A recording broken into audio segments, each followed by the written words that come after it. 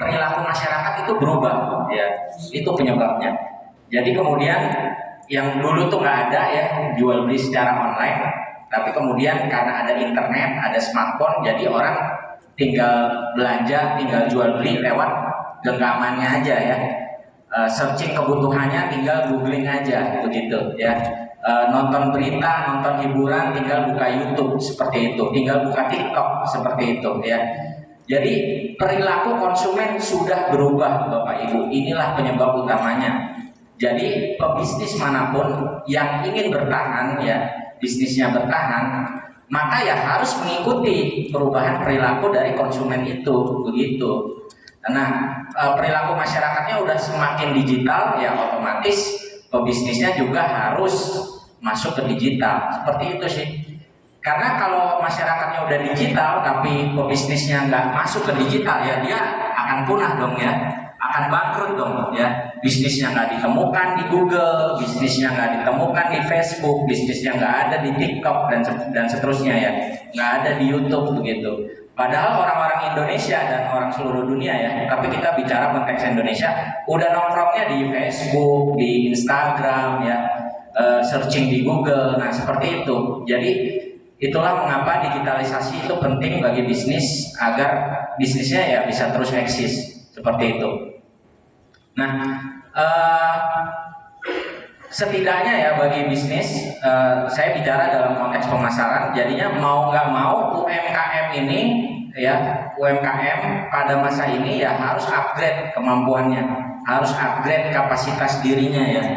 Jadi dia harus mau untuk belajar ya, mau nggak mau ya. Jadi dia harus mau untuk belajar pemasaran digital gitu. Bisa mulai dari yang sederhana ya, bisa mulai dari sosial media seperti itu. Jadi mulai eksis di sosial media seperti itu. Nanti bisa juga untuk membangun website sendiri dan seterusnya ya. Lalu mengumpulkan database secara digital dan seterusnya. Seperti itu. Jadi UMKM mau nggak mau harus upgrade kemampuannya begitu di digital marketing supaya yaitu tadi bisa mengikuti perubahan perilaku dari masyarakat seperti itu ya. Jadi bisnis bisa terus eksis seperti itu. Nah tadi saya nyambung dulu ke Bapak ya Pak Abdul Aziz tadi soal predatory pricing ya. Itu memang sesuatu yang cukup meresahkan ya. Jadi predatory pricing itu gampangnya sih ini Bapak Ibu banting-bantingan harga ya.